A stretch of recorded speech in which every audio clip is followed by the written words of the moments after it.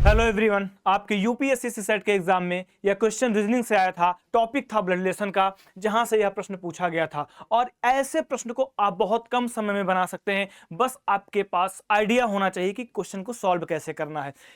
Blood relation के question को बस आपको पढ़ते चलना है और उसको उसी के साथ उसके डायग्राम को बनाते चलना। अगर हम लोग बात करें पी और क्यू का, तो कहा पी क्यू और आर का भाई है, यानी पी है, क्यू और आर का भाई है। पी क्यू और आर का भाई है, पहली लाइन क्लियर। एस आर की मां है। एस किसकी मां है? आर की मां है।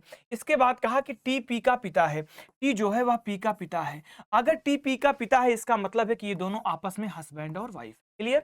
पूछा निम्नलिखित में से कितने कथन निश्चित रूप से सत्य हैं।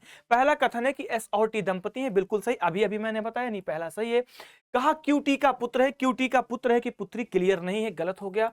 तीसरा कहा कि टी क्यू का पिता है। टी क्यू का पिता है, बिल्कुल सही बात है।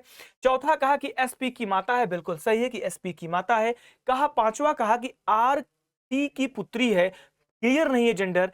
पी एस का पुत्र है। पी एस का पुत्र है, जो कि बिल्कुल सही है। तो 1 2 3 और 4 टोटल कितने सही हैं? यहां पर जो पूछा था कितने कथन निश्चित रूप से सत्य हैं, तो वह कथन 4 कथन ऐसे हैं जो निश्चित रूप से सत्य हैं।